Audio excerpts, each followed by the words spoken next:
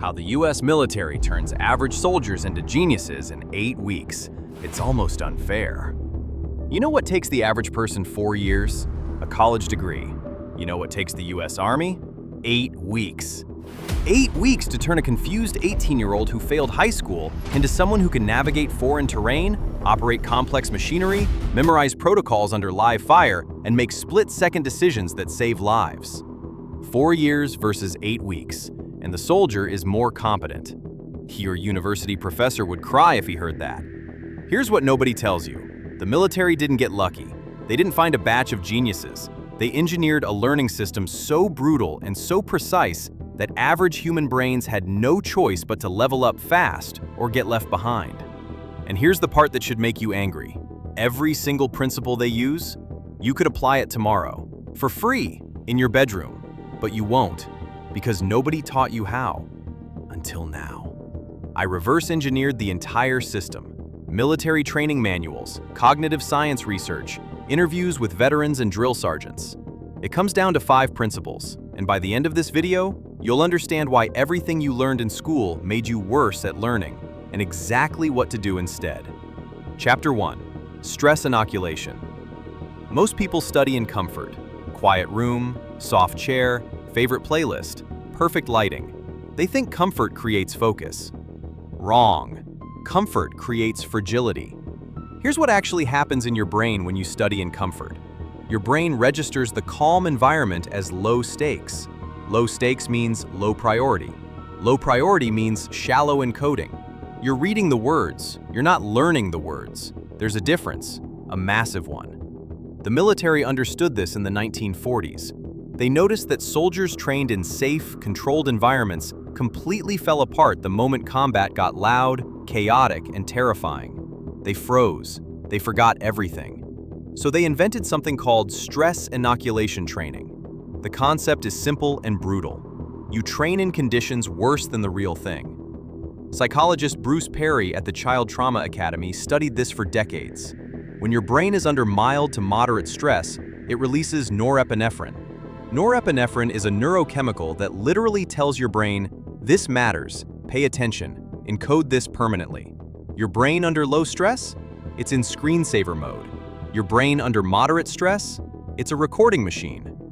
This is why soldiers remember their first combat deployment with extraordinary detail even decades later. The stress forced the encoding. Their brains said, "This is survival information. Keep it." Here's your version of stress inoculation. Study with a timer running. Not a soft timer, a brutal one. Set 20 minutes. Tell yourself you have to explain everything you just learned out loud before time runs out. Tell yourself there is a consequence for failure. It doesn't matter if the consequence is fake. Your brain doesn't fully know the difference. The mild stress shifts your neurochemical cocktail toward norepinephrine dominance. You will remember 3 times more. Research from Yerkes and Dodson, published back in 1908, and still one of the most replicated findings in psychology, shows this clearly. Moderate arousal produces peak learning performance. Flat calm does not. High panic does not. The sweet spot is productive discomfort. The average student studies in the flat calm zone their entire life. Then they fail the test, can't understand why, and go back to the flat calm zone. You are not going back. You are using stress deliberately, like a tool. But here's the problem though. Stress alone is useless if the information you're drilling is wrong, outdated, or irrelevant. Most people stress themselves out learning the wrong material. That's not training. That's just suffering. The second principle fixes this. Chapter 2. The 70-20-10 rule. In military training, 70% of learning happens through direct experience and practice. 20% happens through feedback and mentorship. Only 10% happens through formal instruction. Read that again. Only 10% from formal instruction. Your entire school career was 90% formal instruction. Sit down, listen, take notes, read the chapter, repeat. That is 90% of the weakest form of learning, repeated for 16 years. And then you wonder why you can't remember anything you studied. The Center for Creative Leadership codified this as the 70-20-10 model in the 1980s after studying thousands of executives and high performers. The military had been running this model for decades before that. They just didn't name it. Here's what this means in practice. If you want to learn coding, 70% of your time should be writing actual code, building things, breaking things, debugging, not watching tutorials, not reading documentation, doing. 20% should be getting feedback, a mentor, a code review, a forum where someone more advanced tears apart your logic and tells you what's broken. And 10%, just 10%, should be formal learning. A course, a book, a video. Most people do this backwards. They spend 80% of their time watching tutorials, 15% reading, and maybe 5% actually trying to build something. Then they feel like they're learning because they consumed a lot of content. They're not learning, they're collecting. There's a difference. A private in the Army doesn't spend 8 weeks watching videos about how to clean a rifle. He cleans the rifle. Then he cleans it wrong, gets yelled at, and cleans it correctly the next time. The mistake and the correction are the learning. The watching is just the introduction. Invert your ratio, right now. Whatever skill you're learning, for every hour of consuming content, you need 6 hours of actually doing the thing. If you're not doing that, you're not learning. You're entertaining yourself and calling it productivity. But here's the thing though. Doing the thing is essential, but it still has a fatal flaw. Raw repetition without structure just reinforces your existing bad habits. You get faster at doing things wrong. The military solved this with the third principle. Chapter 3, After Action Reviews. After every single training exercise, every drill, every mission, the military runs something called an after-action review. It's a structured debrief. The team sits down, goes through exactly what happened, identifies what worked, what didn't work, and what needs to change next time. Every single time, no exceptions. This sounds simple. It is not common. Almost nobody does this. Research from Columbia Business School professor Heidi Halverson shows that the difference between people who improve rapidly and people who plateau indefinitely is not talent. It's not effort, it's reflection. Specifically, it's structured reflection. People who regularly review their own performance with specific questions improve at roughly 3 times the rate of people who simply repeat the activity. But here's what makes the military's version especially powerful. The after-action review has rules. 1. No blame. The goal is not to punish. The goal is to understand. 2. Every voice is heard. The private's observation is as valid as the sergeant's. 3. It is specific, not "that went badly," but at the 14-minute mark, communication broke down between Team A and Team B because nobody had confirmed the fallback signal. 4. Every session ends with a concrete change to implement next time, not a vague "do better," a specific, actionable adjustment. You can run an after-action review on your own life in 10 minutes a day. After every study session, ask yourself 4 questions. What was I trying to learn? What did I actually retain? Where exactly did my understanding break down? What is the one specific thing I will change in my next session? Write it down. Do not do this in your head. Writing forces specificity. Specificity forces honesty.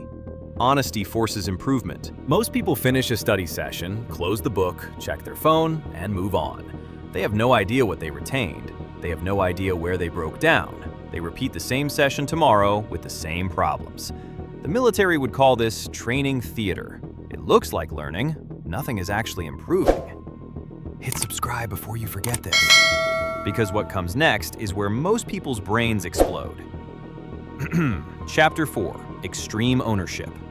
In 2015, Navy SEAL commanders Jocko Willink and Leif Babin published a book called Extreme Ownership.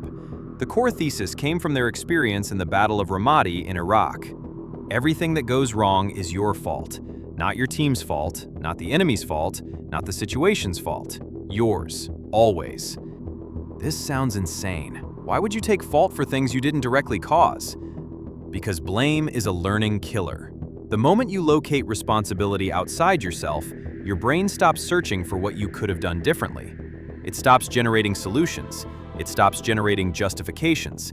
And justifications feel great. They make you feel better. They make you worse. Here is how this applies to learning. Every time you say the teacher was bad, the course wasn't structured well, I didn't have enough time, I'm just not a math person, your brain files that as case closed. No further analysis needed. Situation explained. Move on. Here is what a high-performing learner says instead. The teacher was ineffective. What could I have done to compensate? How could I have found a better source? Where did I choose to spend time on other things instead?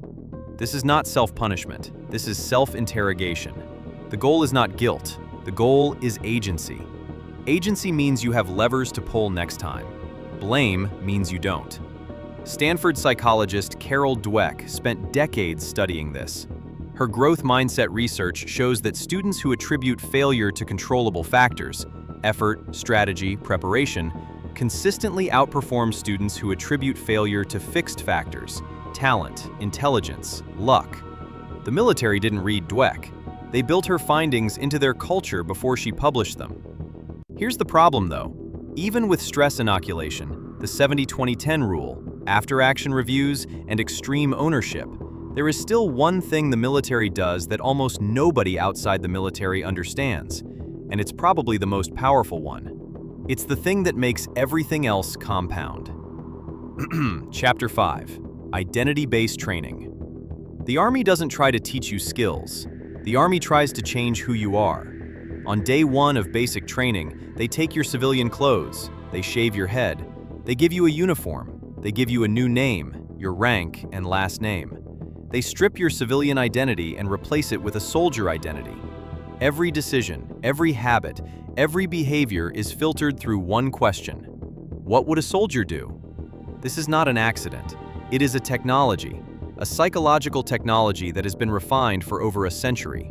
James Clear wrote about this in Atomic Habits in 2018, but the military had the empirical data long before. He calls it identity-based habit formation.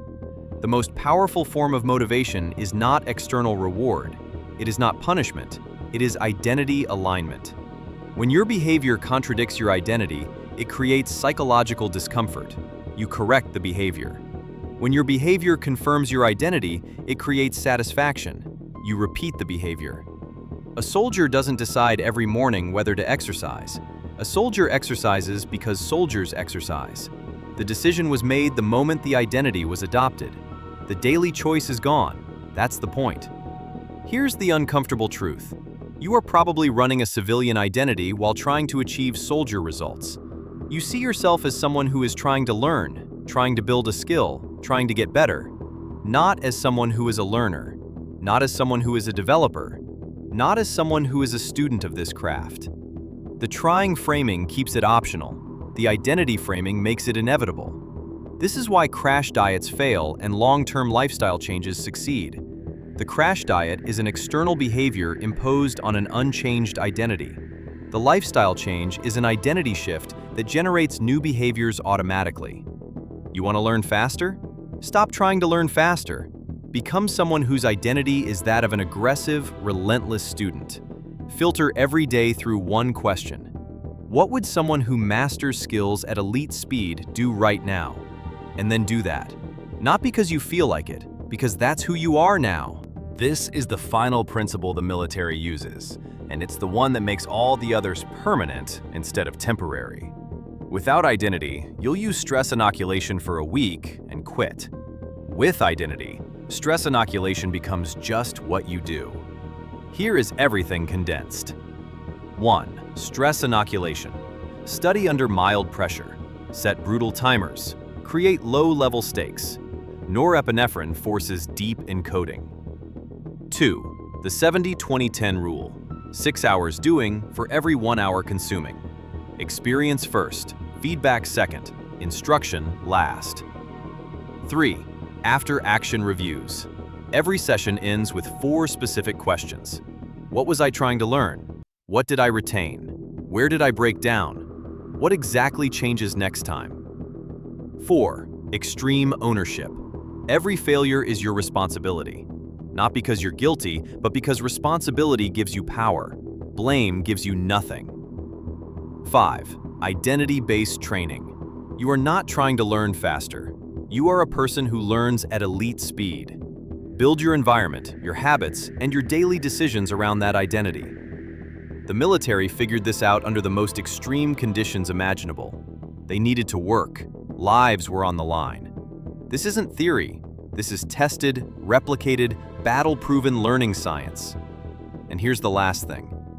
The soldiers who go through this system don't just come out skilled, they come out transformed. Because when you change how you learn, you change who you become. And who you become determines what you're capable of building for the rest of your life. That's the real unfair advantage. Not a hack, not a shortcut, a system. Running in the background of every hour you put in from this point forward. Now, if this video genuinely helped you think differently about learning, do me one favor. Hit subscribe. Not for me, for you. Because the next video breaks down exactly how elite athletes use the same military-grade psychological systems to compress years of skill development into months. And if you walk away from that video the same way you walked into this one, you're leaving serious performance on the table. Subscribe, and I'll see you in the next one.